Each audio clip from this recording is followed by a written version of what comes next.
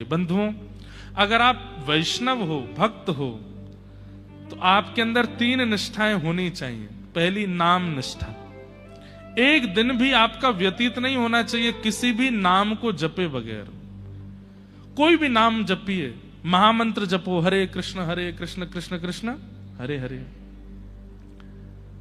युगल मंत्र जपो, राधे कृष्ण कृष्ण कृष्ण राधे राधे। या फिर एक ही नाम जप लो, श्री राधा श्री राधा श्री राधा, श्री कृष्ण श्री कृष्ण श्री कृष्ण, जो प्रिय लगे। हम तो ये कहते हैं वृंदावन जपा करो, वृंदावन वृंदावन वृंदावन वृंदावन। क्यों?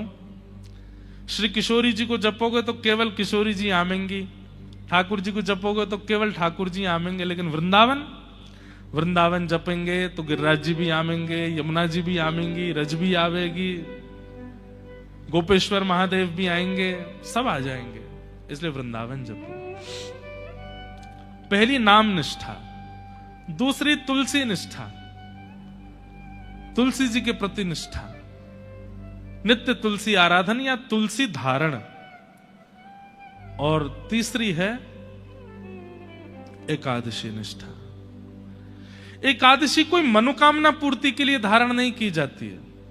एकादशी के पीछे कोई ऐसी भावना नहीं कि आप एकादशी करने लगेंगे तो आपके रोग दूर हो जाएंगे, आपकी माताजी स्वस्थ हो सकता है, नहीं होगा ऐसा नहीं कह रहे हैं, पर उसी के लिए नहीं करनी है एकादशी।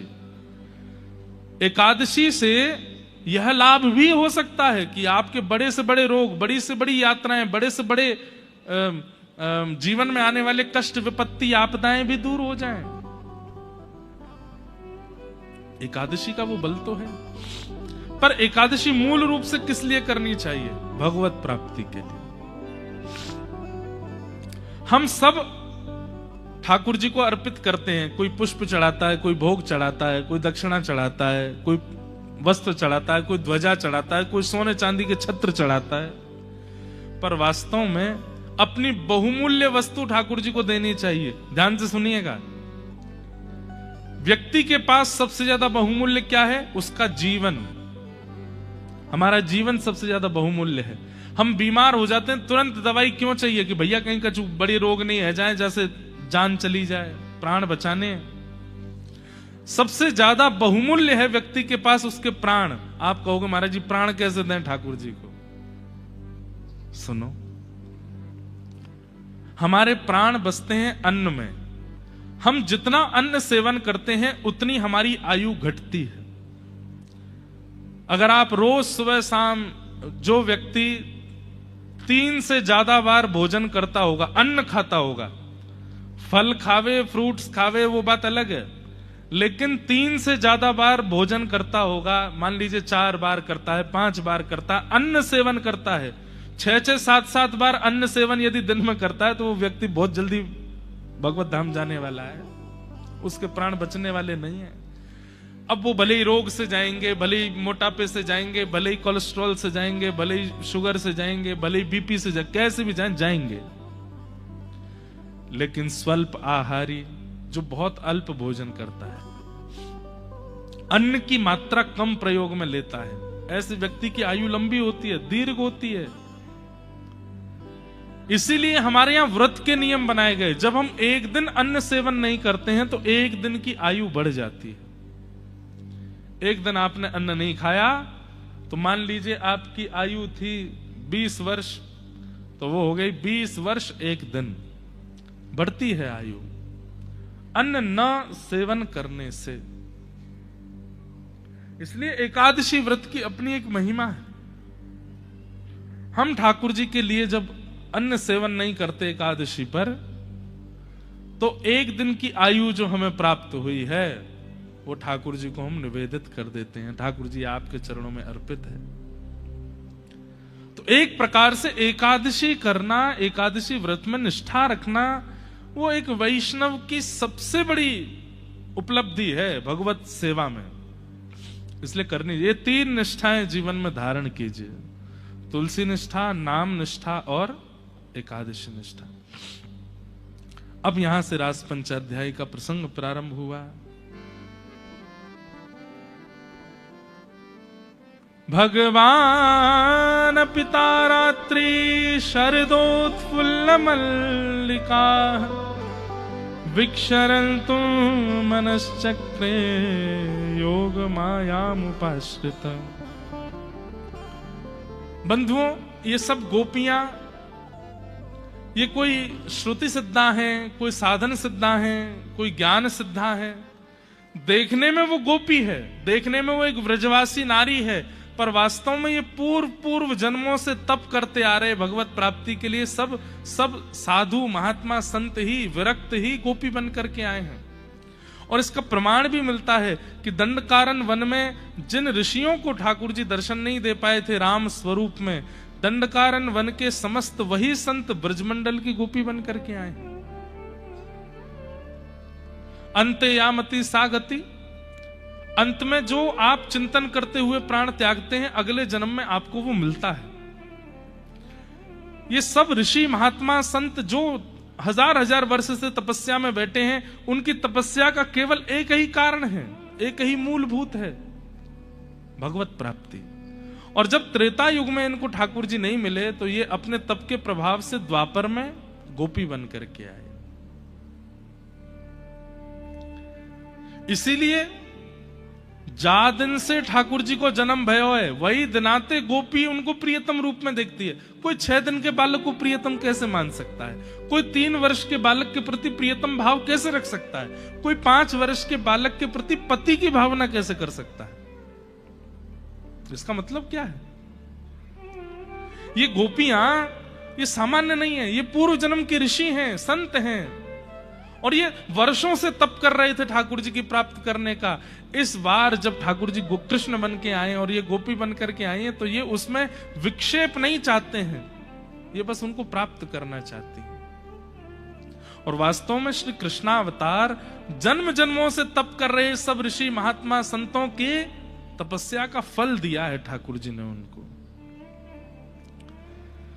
ये सब गोपियां कात्यायनी पूजन करती थी और श्री कृष्ण को पति रूप में मांगती थी। एक दिन ठाकुर जी चीर हरण कर ले गए। क्यों? क्योंकि प्रातःकाल ब्रह्म मुहूर्त में निर्वस्त्र स्नान करती थी, तो ठाकुर जी ने समझाया कि निर्वस्त्र मत नहाया करो, कोई मनचला व्यक्ति तुम्हारे वस्त्र ले गया तो। गोपियां बोली बात मत बनाओ, हमें मत समझाओ, हमें सब पता है क्या करना है। ठाकुर जी बोले कल को कोई और हरण करे, हम ही करके दिखा देते हैं। अगले दिन ठाकुर जी ने ही चीर हरण कर लिया। गोपियां सब बोली कृष्ण ये अच्छी बात नहीं है। ठाकुर जी बोले मेरी जगह कोई और करता तो? हमने समझाया था ना। और 2 कारण थे। पहला कारण कोई मनचला व्यक्ति वस्त्र ले जाए, और दूसरा कारण जल में ऐसे स्नान नहीं करते, वस्त्र धारण करके कोई वस्त्र अंग पर होना चाहिए तभी स्नान होना चाहिए, नहीं तो जल देव का अपमान होता है।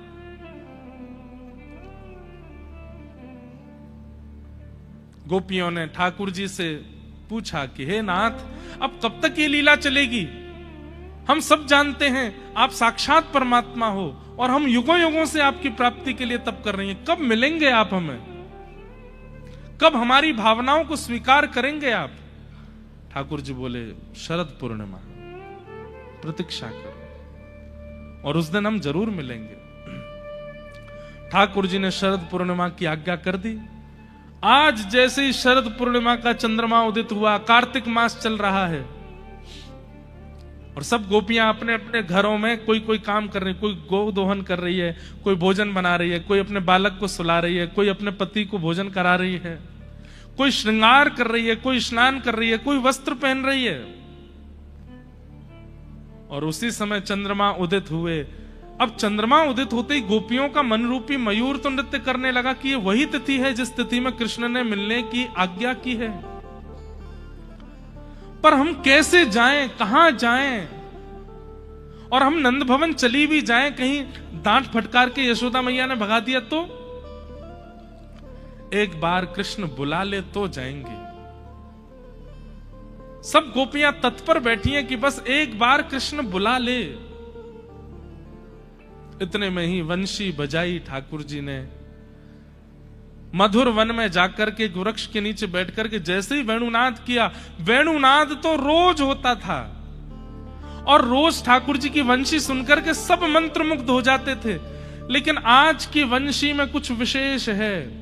क्या विशेष है? शब्द। दो बातें हैं, स्वर और शब्द। स्वर केवल धुन होती है, उसमें शब्द नहीं होते। वंशी में शब्द नहीं होते हैं, केवल धुन होती है, केवल स्वर होता है। लेकिन आज की वंशी कुछ विचित्र है। क्यों? क्योंकि धुन के साथ साथ शब्द भी आया है, और यह शब्द सबको सुनाई नहीं दिया है। बहुत ध्यान से सुनिएगा। धुन तो सबको सुनाई दे रही है कि ओहो कन्हैया वंशी बजा रहा है, नंद जी को लाला वंशी बजा रहा है।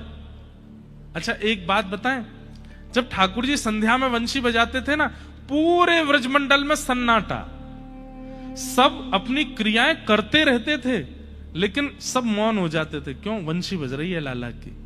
कोई बात भी करते थे ना तो ऐसे बिना स्वर निकाले, जो फुसफुसाना बोलते ना, ऐसे बात करते थे। क्यों? कृष्ण वंशी बजा रहा है, सुनो। गाय चारा चरते चरते मुख रोक देती थी, ठाकुर जी की वंशी सुनाई दे रही है। कहां तक कहें, तेज व्यार बहती थी हवा की, और उसके कारण वृक्षों के गिरजन की आवाज भी जो होती थी ना, वो भी शांत हो जाती थी। पक्षी चहकना बंद कर देते थे।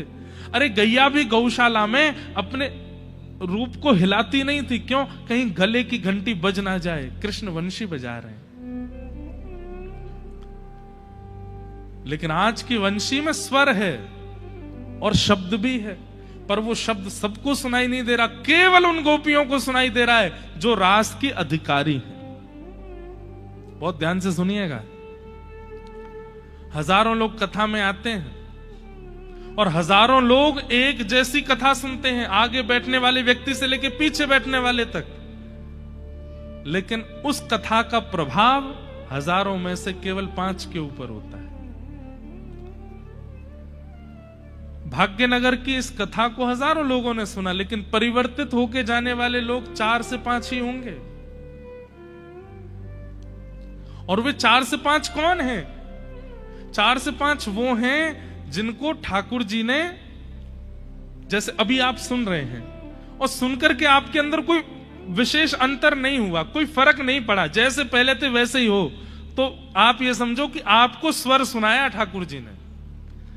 लेकिन पहले दिन जैसे थे, 7वें दिन वैसे नहीं रहे हैं। आप खुद नहीं समझ पा रहे हैं कि ये परिवर्तन क्यों हो रहा है।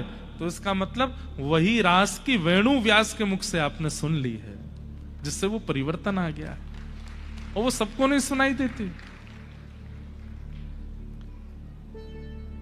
एक होता है कि आपको हमने कहा प्याज लहसुन मत खाना, अब आप क्या कर रहे हैं? जबरदस्ती मन मार रहे हैं। इच्छा तो बहुत हो रही है, पर जबरदस्ती मार रहे हैं। क्या गए, गुरु जी ने मना किया है, महाराज जी मना करके गए, ये बोल रहे हैं। एक होती है ये बात, और दूसरी क्या है?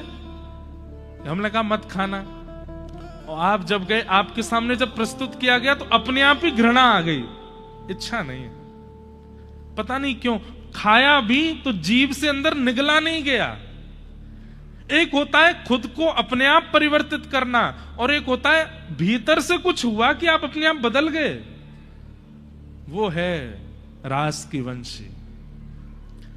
कथा भी एक वंशी है, वेणु है। मैं कौन हूं? मैं भी एक वंशी के समान हूं। आपके सामने रोज 4:30-5 बजे से बजना शुरू हो जाता हूं, 7:30-8 बजे तक बजता रहता हूं। लेकिन कई लोग केवल स्वर समझ के चले जाते हैं, कोई परिवर्तन नहीं होता। यहां से बाहर निकलने के बाद भी वैसे ही रहते हैं। पर कई स्तब्ध हो जाते हैं, नेत्रों के आंसू नहीं रुक पाते उनके, रातों की नींदें उड़ जाती हैं, अपने जीवन में परिवर्तन की स्थिति, व्याकुलता आ जाती है कि कृष्ण कैसे मिलेंगे। उनको स्वर नहीं सुनाई दिया था, उनको शब्द सुनाई दिया। कईयों के लिए व्यास ये सुंदर होना चाहिए। व्यास जी के लटके झटके कैसे हैं, चलते कैसे हैं, बैठते कैसे हैं, उठते कैसे हैं, खड़े कैसे होते हैं, गाते कैसे हैं, उनका ध्यान इसी पे ही रहा आता है। पर कई व्यास से कथा सुनकर के श्री कृष्ण के हो जाते हैं, प्रभु का साक्षात दर्शन उनको होने लग जाता है।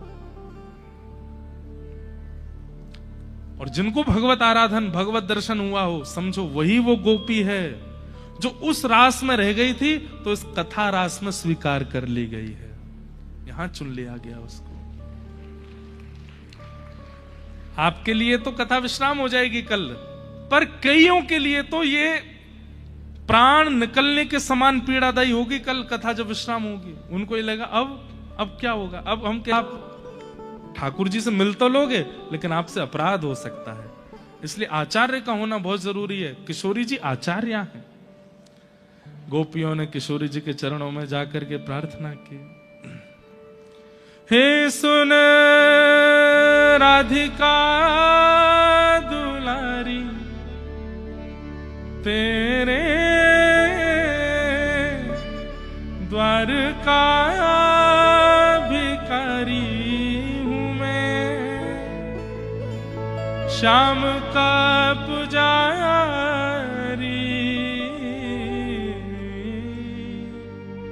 पीड़ा है हमारी हमें श्याम ना मिला, हमें श्याम ना मिला, हमें श्याम ना,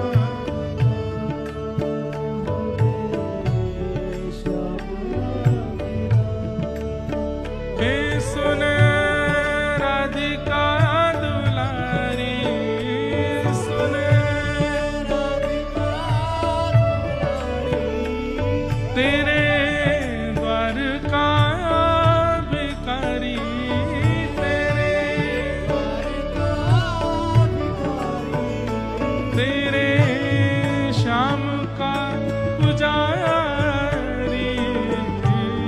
पीड़ा है हमारी हमें श्याम ना मिला, हमें श्याम ना मिला, हमें श्याम ना मिला,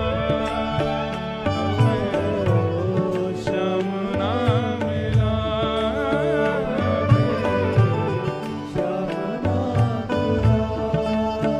हम सोचते थे कान्हा कहीं कुंजल में होगा,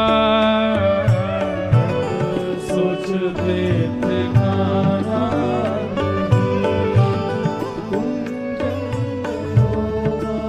ओ, अभी तो मिलन का हमने सुख नहीं होगा, अभी तो मिलन का हमने सुख नहीं होगा।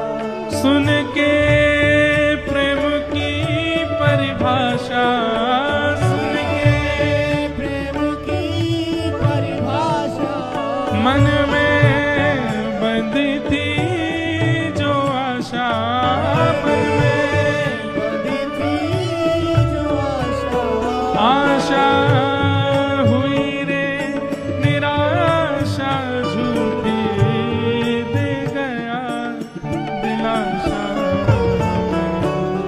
श्याम ना मिला, हमें श्याम ना मिला, हमें श्याम ना मिला, हमें श्याम ना मिला। हे सुन राधिका दुलारी, सुन राधिका दुलारी, तेरे द्वारका भिखारी, तेरे द्वारका भिखारी, तेरे श्याम का पुजारी, पीड़ा है हमारी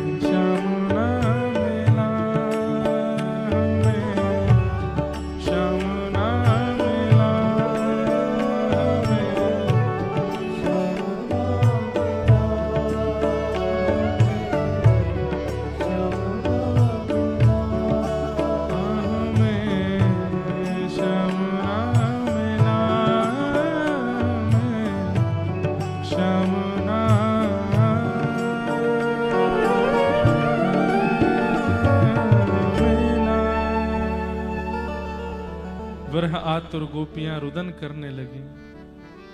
और तब किशोरी जी की कृपा से गोपियों ने गीत गाया। कृष्ण को पाना है तो गाना पड़ेगा, और गाना ही पड़ेगा। जिसने भी गाया है उसी ने पाया है, और जिसने पाया है गा करके ही पाया है, इसलिए गाना तो पड़ेगा। स्वर की आवश्यकता नहीं, राग की आवश्यकता नहीं, भाव और अनुराग की आवश्यकता है। भाव और अनुराग से युक्त होकर के जब व्यक्ति गाता है तो कृष्ण आते हैं। हमारे ठाकुर जी की एक ही कमी है, कान के कच्चे हैं बस। आप कितनों भी सुंदर भोग सामने रख दो, मुंह में पानी आ जाएगा, फिर भी ठाकुर जी कंट्रोल कर लेंगे। कितना भी सुंदर नृत्य कर लो, नेत्रों में इच्छा तो प्रकट होगी कि बाहर निकल के या तो मिले आऊं, लेकिन फिर भी कंट्रोल कर लेंगे। कितना भी सुंदर इत्र लगा दो, श्रृंगार कर दो, तो भी ठाकुर जी कंट्रोल कर लेते हैं। लेकिन जब आप गाते हो तब ठाकुर जी से नहीं रुका जाता, वो कान से नहीं रुक पाते। इसलिए मैं तो कहता हूं कथा में, आपको स्वर मिला है, आप बोल सकते हो, ये कृपा है। लेकिन अगर आप गा सकते हो ना, तो ये बहुत बड़ी कृपा है, बहुत बड़ी कृपा है ठाकुर जी की। अगर तनिक भी स्वर आपके पास है तो इसका मतलब ठाकुर जी ने पहले ही मोहर लगा के भेजी है कि ये चाह लेगा तो मुझे प्राप्त कर लेगा। लेकिन स्वर वालों को भी ठाकुर जी एक दोष दे देते हैं। काय का दोष? जिनको स्वर मिलता है उनके अंदर लोक रंजन का दोष आ जाता है।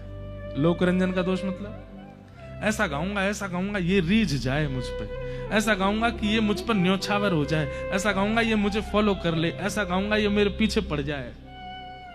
और ये लोक रंजन आते ही ठाकुर जी कहते हैं वाह, अब तुम दूर ही रहो, तुमका स्वर अच्छा तो लगता है मेरे को, पर मैं भीतर से ही सुन लूंगा, नहीं आना बाहर।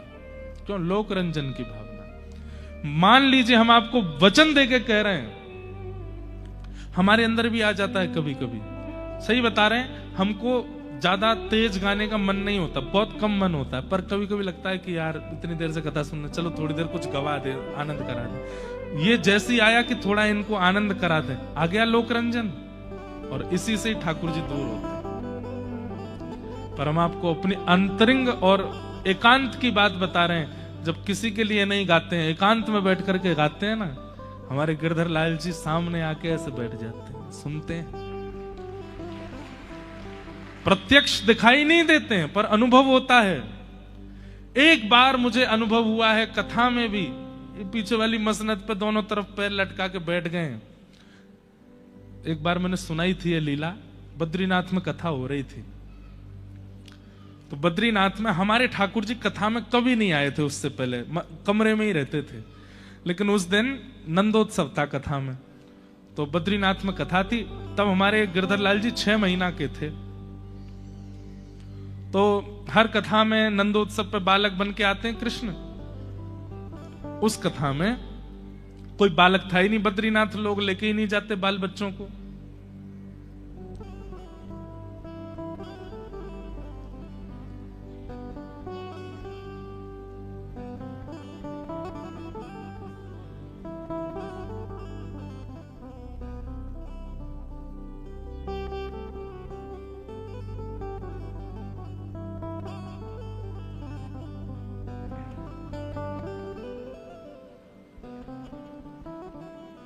क्या बता रहा था मैं? हाँ, बद्रीनाथ में सुनो ये लीला। तो बद्रीनाथ में कोई बच्चे को कृष्ण, कोई आए नहीं थे बच्चे, तो किसको कृष्ण बनाए? अब यजमान बोले महाराज जी कुछ तो करो। तो हमने कि अपने लाल जी को बुला लें आज पहली बार। तो पिट्ठू होते हैं ना जो बद्रीनाथ में चल नहीं पाते, उनको पिट्ठू लेके चलते हैं 2 लोग, पालकी जैसी होती है, वो पालकी मंगवाई, गंगा जल से धोई, उसको सजाया। और उस दिन मतलब ऐसे हो रहा था जैसे एक माँ बालक को स्कूल भेजती है ना, ऐसा मैं हो रहा था कि आज पहली बार लाल जी इतनी भीड़ में आएंगे, संभाल के लाना, आराम से लाना, सबको समझा रहा था। क्योंकि मैं तो कथा में बैठ जाता हूं आके, तब सेवक भी नहीं थे लाल जी के इतने, अब तो सबको सेवा भी आती है। तो जैसे ही ठाकुर जी आए कथा में, मैं बहुत चिंता में था कि ठीक तो होंगे, गिरा तो नहीं गए होंगे, कुछ हो तो नहीं गया होगा। और उसी समय एक क्षण के लिए ऐसा अनुभव हुआ कि जैसे छोटा बालक पीछे अपने पिताजी के ऐसे पीछे से ऐसे हाथ करके और यहाँ ऐसे हाथ करके और इधर मसनद पे दोनों पैर लटका के बैठे और मेरे कान में बोले, मोकू उत्सव बहुत भाम है, तू कर तो रेकर। वो उत्सव बहुत अच्छे लगे। और बस वो आज भी संस्कार या आस्था चैनल पे लाइव थी कथा, आज भी है। मैं थोड़ी देर के लिए निर्वाक हो गया। 2019 की बात है और हमने उसी समय बिना किसी से बात किए घोषणा कर दी कि अब प्यारे गिरधर लाल जी का प्रथम जन्मोत्सव जनवरी में मनाया जाएगा। तो पहला जन्मोत्सव नाथद्वारा में मना था और उसके बाद हमारे लाल जी उत्सव प्रिय हैं, उत्सव होते ही रहते हैं उनके। ऐसे 2-4 बार अनुभव कराए हैं, पर विशेष रूप से अपने ठाकुर जी का अनुभव करना हो ना, गाओ और क्षमा करना कान पकड़ के। अगर किसी के पास स्वर नहीं है और वो चिंता करे हम कैसे गावें, तो बाकी लोग तो भाग जाएंगे आपका स्वर सुन के, ठाकुर जी नहीं भागेंगे, उनको सुना सकते हो। और क्या पता गाते गाते काउदना ठाकुर जी ने ठीक कर दियो स्वर और ऐसा स्वर प्रकट हुआ कि अब सब उस स्वर को सुनते हैं। तो कंठ यदि किसी के पास है, स्वर यदि किसी के पास है, वो एक बात का ध्यान रखे, अगर लोक रंजन की भावना सर्वथा उसके अंदर से निकल जाए तो वो अपने स्वर से ईश्वर को प्राप्त कर सकता है। उसको फिर और किसी साधन की आवश्यकता नहीं है। पर यह बहुत मुश्किल है। आपके अंदर कोई गुण आ जाए, कोई कला आ जाए और उस कला के प्रति आपकी लोक रंजन की भावना ना हो, ऐसा हो ही नहीं सकता। इसीलिए सब लोग फंस जाते हैं लोक रंजन। गोपियों ने गाया और किसी को सुनाने के लिए नहीं, कृष्ण को सुनाने के लिए गाया। तब कथामृतम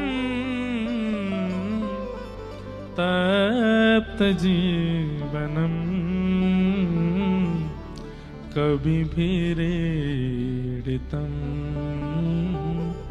कल्मषापहम श्रवण मंगलम श्रीमदाततम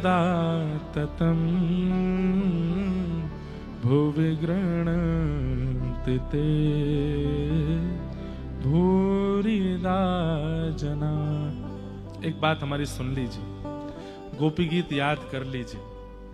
आपको कथा सुनना अच्छा लगता है, वृंदावन जाना अच्छा लगता है, तिलक लगाना अच्छा लगता है, ठाकुर जी के भजन कीर्तन अच्छे लगते हैं, राधाष्टमी जन्माष्टमी उत्सव अच्छे लगते हैं, होली अच्छी लगती है, तो अब वह भी याद कर लीजिए जो ठाकुर जी को बहुत अच्छा लगता है। और वो है कम से कम गीत गोविंद का श्रित कमला कुछ मंडल और श्रीमद् भागवत का गोपी गीत, ये दो तो आपको कम से कम याद होने चाहिए। और ये रोज याद करके अपने ठाकुर जी को सुनाओ और शयन के समय सुनाओ। गोपी गीत भी सुनाओ और गीत गोविंद भी सुनाओ ठाकुर जी को। कल की कथा में गीत गोविंद गाएंगे और कल गीत गोविंद से प्रारंभ करेंगे। बहुत प्रिय है महाप्रभु जगन्नाथ जी को, इतना प्रिय है कि ठाकुर जी आसन छोड़ के आते हैं सुनने के लिए। ऐसे ही गोपी गीत भी ठाकुर जी को बहुत प्रिय है। जैसे ही गोपियों ने गोपी गीत गाया, इतने में ही इति गोप्य प्रगायन्तः प्रलपन्त्यश्च चित्रधा रुरुदुः स्वस्वरं राजन् कृष्ण दर्शन लालसा तासामाभिर्भूत्सौरी स्मयमाय मुखाम्बुज पीताम्बरधर श्रग्वी साक्षान् मन्मथ मन्मथ। ठाकुर जी पुनः प्रकट हो गए और अब ठाकुर जी ने महारास किया। हम भी महारास करें ठाकुर जी के साथ में। भाग्यनगर के सब लोग गोपी भाव में आकर के और श्री ठाकुर जी के साथ महारास करो। बंधुओं, रुक्मणी विवाह तक कथा होनी चाहिए आज, पर हम रास करके फिर जल्दी सूची कर देंगे रुक्मणी विवाह की। फिर कल रुक्मणी विवाह से ही कथा का प्रारंभ और सुदामा चरित्र कहते हुए फिर कथा को विश्राम की ओर ले चलेंगे।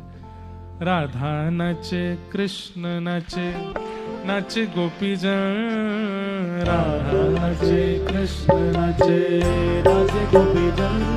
ओ राधा नचे कृष्ण नचे, नचे गोपीजन। राधा नचे कृष्ण नचे, नचे गोपीजन। क्योंकि मन मेरा बन गया सखी रे पावन वृंदावन।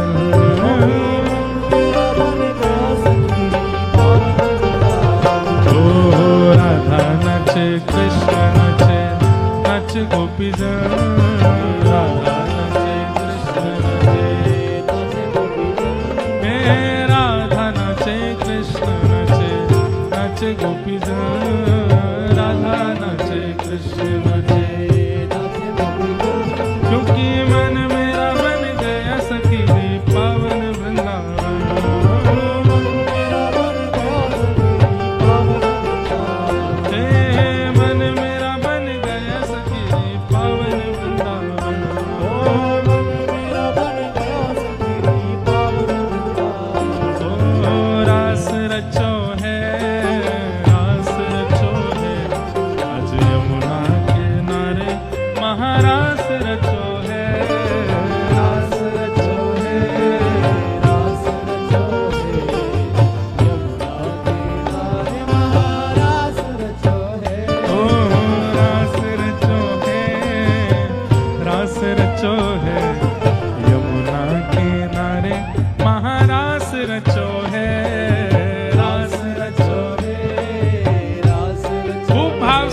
करो ये भाव करके कि ठाकुर जी के साथ है और रास रासेश्वर भगवान की।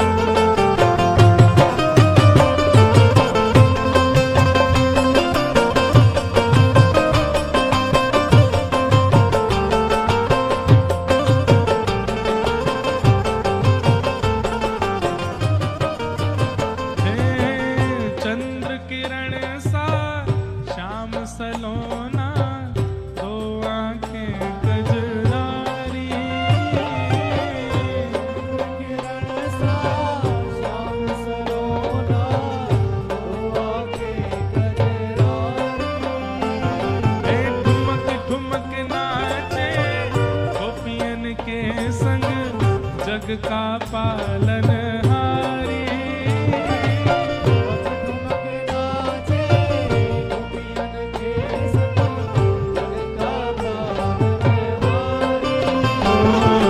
रास बिहारी संग राधा सुकुमारी।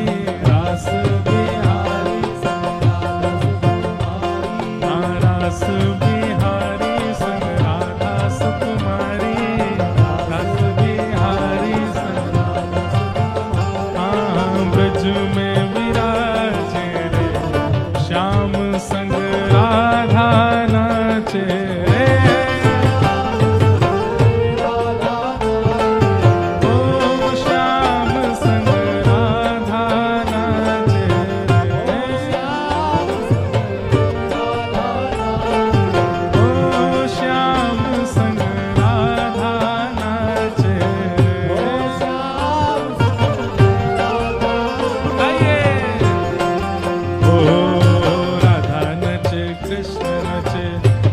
गोपीजन। राधा नचे कृष्ण नचे, नचे गोपीजन। ओ राधा नचे कृष्ण नचे, नचे गोपीजन। राधा नचे, नचे गोपीजन। क्योंकि मन मेरा बन गया सखी रे पावन वृंदावन। ओ मन मेरा बन गया सखी रे पावन वृंदावन।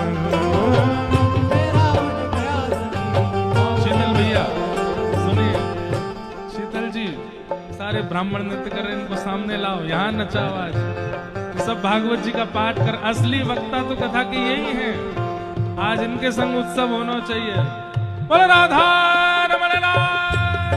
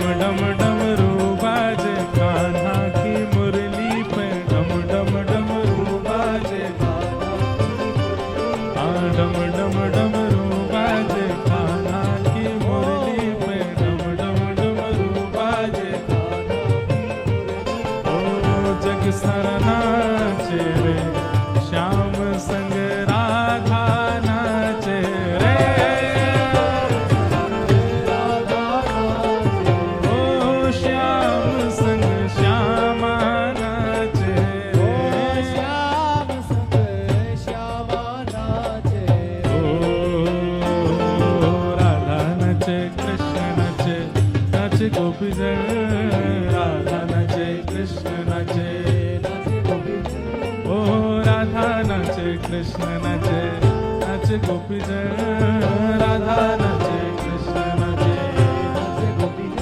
क्योंकि मन मेरा मन गया सखी रे श्याम वृंदावन, ओ मन मेरा मन गया सखी रे पावन वृंदावन,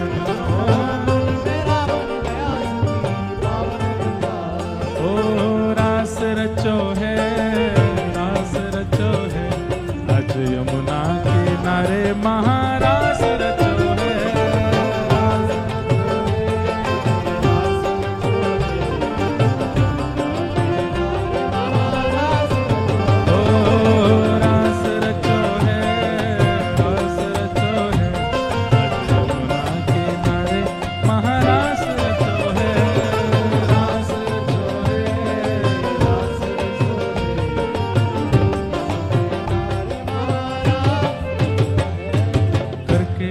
इशारों बुलाए गई रे, इशारों बुलाए गई, करके इशारों बुलाए गई रे, करके इशारों बुलाए गई, कौन बरसाने की छोरी, राधा गोरी गोरी, बरसाने की छोरी,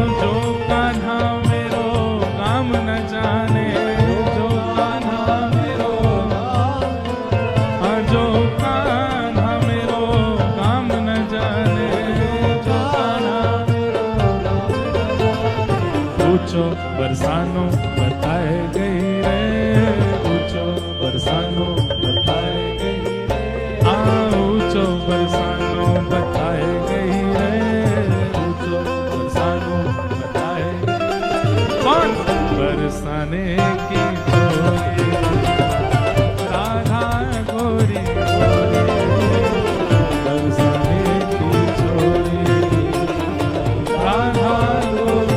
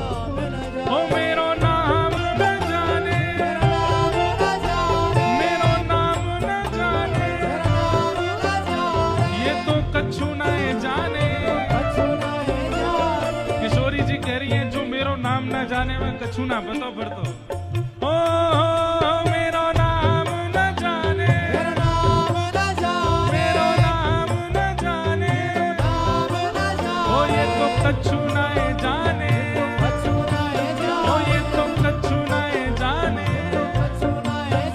ओ जो कान्हा मेरो नाम न जाने, हाँ जो कान्हा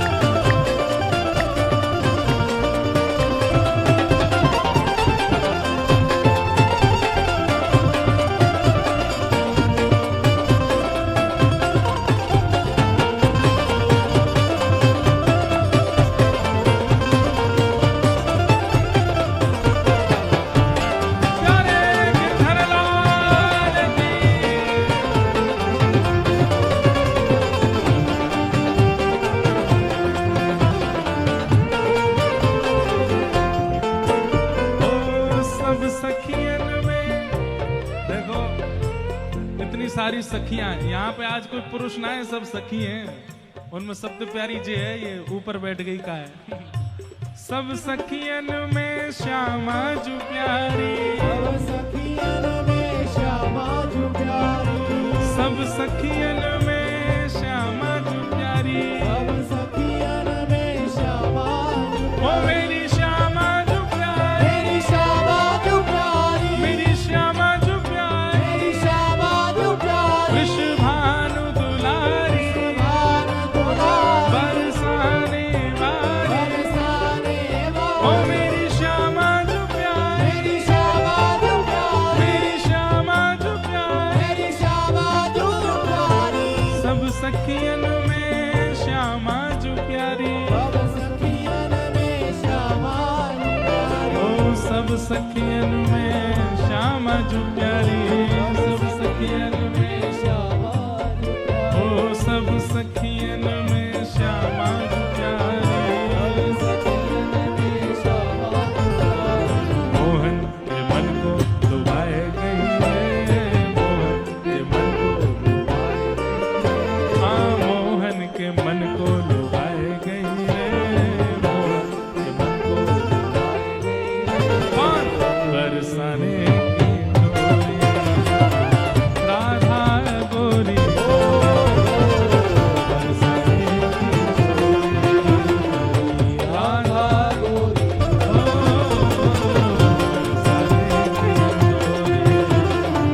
राधा गोरी,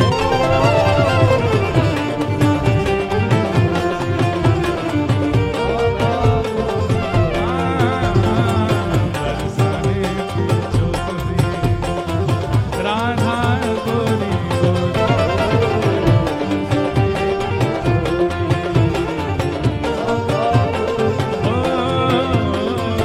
बरसाने की डोरी, राधा गोरी, बरसाने की जय राधे राधे श्री राधे राधे, जय राधे राधे श्री राधे राधे, जय राधे राधे, जय राधे राधे, जय राधे राधे, जय राधे राधे, भुजा उठा के जय राधे राधे, जय राधे राधे, जय राधे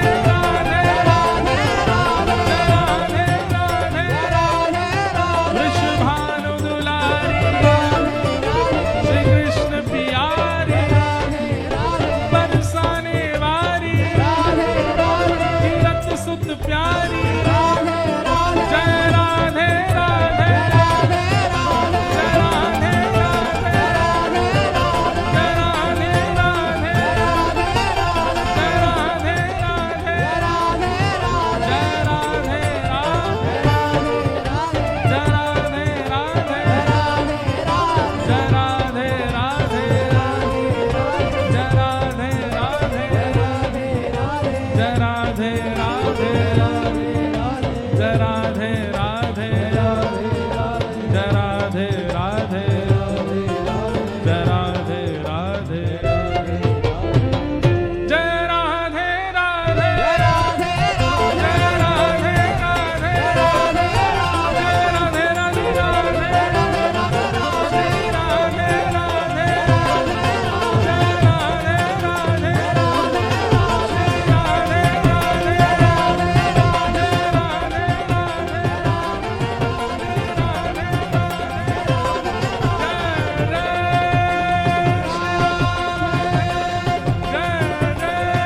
श्री राधे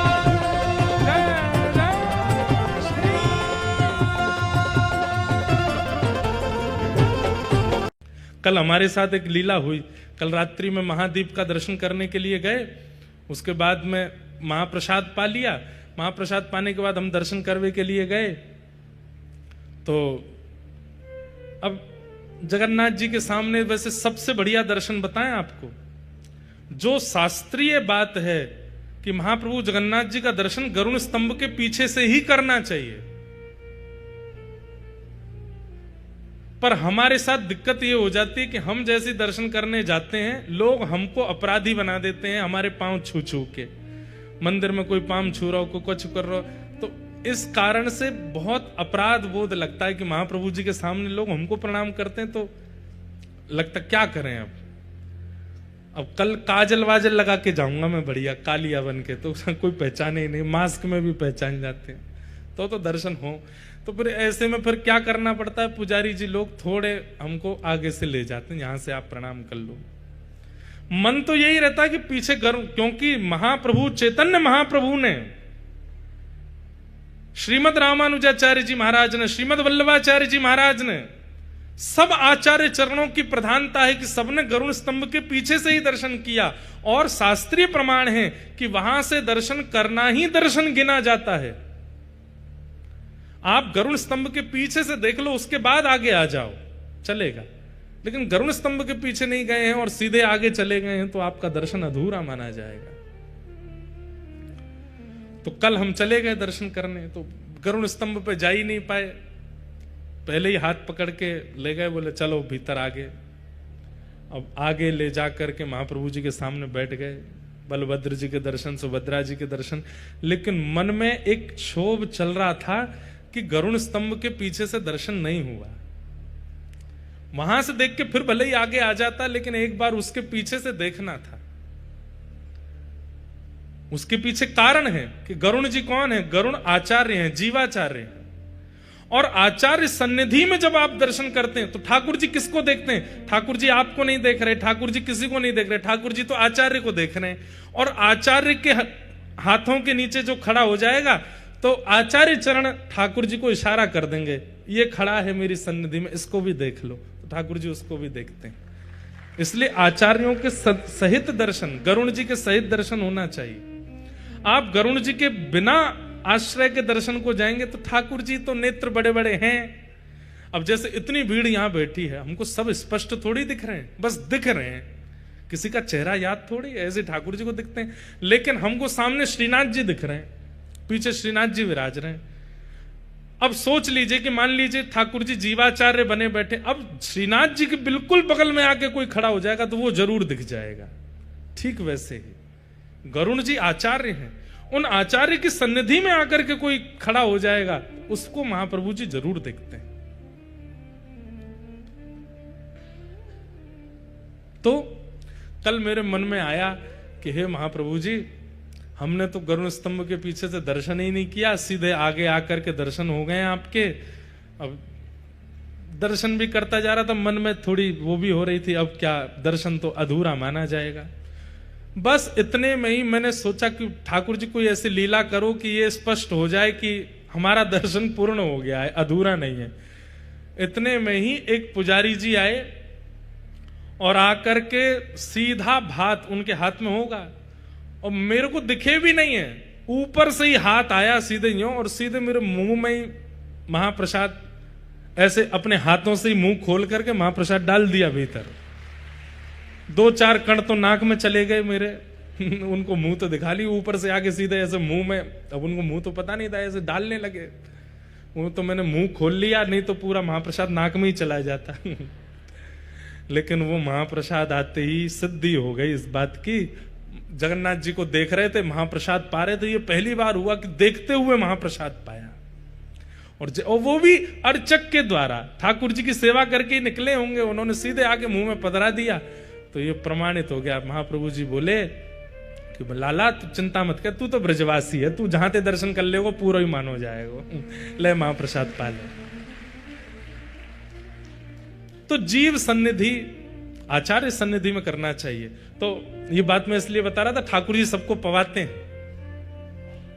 और कल एक बात और थी, एकादशी पर नियम है कि आकंठ पाना चाहिए, अपनी क्षमता से ज्यादा पाना चाहिए। लेकिन कल हम जब रात्रि में वहां पा रहे थे तो हमने, हमारे बगल में शीतल भैया बैठे थे, कहाँ है, तो यहीं तो बैठे थे, ये बैठे, तो ये हमारे बगल में बैठे बैठे बोले महाराज जी आप जितना पालो उसके बाद जो बच जाए हमको दे देना। भूख तो मुझे इतनी लगी थी कि मैं पूरा पा जाता, पर इन्होंने ये कह दिया कि जितना बच्चा है दे देना, तो इनके लिए जानबूझ के अधूरा छोड़ा हमने। मतलब पेट भरा नहीं था, तो आकंठ वाला नियम पूरा नहीं हुआ। तो मंदिर में जाके जब ठाकुर जी के सामने बैठे, भीतर से आके पुजारी जी ने जब पवाया तो आकंठ हो गया, वो नियम भी पूरा हो गया कि एकादशी पर दुगना पाना चाहिए। ठाकुर जी पवाते हैं। तो श्रीमन रामानंदाचार्य जी ने अपनी बाल अवस्था में विचार किया कि बिना कर्म किए ठाकुर जी थोड़ी किसी को पवा देंगे। लेकिन प्रवचनकर्ता आचार्य ने कहा कि नहीं, ठाकुर जी पवाते हैं, पवाते हैं, पवाते हैं। नहीं विश्वास होता तो नियम धारण करके देख लो। तो आचार्य चरण बोले ठीक है, मैं कुछ नहीं करूंगा, एकांत में बीहड़ जंगल में जाके बैठ जाऊंगा और देखता हूं ठाकुर जी पवाते हैं कि नहीं। और आपने एक विशेष बीहड़ जंगल ढूंढा जहां कोई नहीं आए। एक नदी के तट पर विशाल वृक्ष था, रास्ता भी नहीं था वहां पर। और वहां जाकर के पेड़ के ऊपर जाकर के बैठ गए और प्रवचनकर्ता आचार्य ने कहा था राम राम जपो, राम जी पवाएंगे। राम राम जपने लगे, राम राम राम राम राम राम राम राम, देखूं ठाकुर जी पवाएंगे कि नहीं। 4, 5, 6 घंटे व्यतीत हो गए। इतने में ही कुछ तीर्थ यात्री पता नहीं कैसे वहां आ गए, और वो तीर्थ यात्री अपने साथ भोजन सामग्री लेकर के चल रहे थे। और उसी वृक्ष के नीचे बैठकर के उन्होंने अपनी सारी भोजन सामग्री सामने रखी। तो ऊपर बैठे रामानंदाचार्य जी बोले भोजन सामग्री तो आ गई, पर मैंने तो प्रण लिया है, अपने हाथ से उठा के भी नहीं पाऊंगा, ठाकुर जी पवाएंगे तो ही पाऊंगा। ऐसा भी तो हो सकता है कि इन तीर्थयात्रियों को उन्हीं आचार्य चरणों ने भेज दिया होगा, मेरे को ढूंढवा के वहां बैठा है, वो कह के गया है कि राम जी प्रसाद पवाएंगे। हो सकता है कि उन्हीं आचार्यों ने भेज दिया, लेकिन मैं भी ढीठ हूं, अपने हाथ से पाऊंगा नहीं। जो ठाकुर जी अपने आप मुंह खोल करके पवाएंगे तो ही मानूंगा कि राम राम नाम का प्रभाव है ये। बैठ गए ऊपर। अब यहां तीर्थयात्री नीचे बैठ करके प्रसाद बस उन्होंने खोला ही था, आचमन करके पाने लगे। इतने में ही उस क्षेत्र का डाकू आ गया और खूब सारे अपने साथ में डकैतों को, छोटे मोटे चोरों को लेकर के आया। और सब ने आकर के धनुष बाण तलवार आदि निकाल ली और उन तीर्थयात्रियों से बोला हाथ ऊपर करो और जो भी कुछ है सब हमको समर्पित कर दो। अब जितने झोला थे, जितने सब कुछ थे, सब कुछ उन लोगों को अर्पित कर दिया। बोले भोजन प्रसाद भी सब हमको दे दो। बोले सब आपका है महाराज, ले लो और तुम लोग यहां से भागो। तीर्थयात्रियों को भगा दिया। रामानंदाचार्य जी ऊपर राम राम राम जप रहे हैं, सब देख रहे हैं।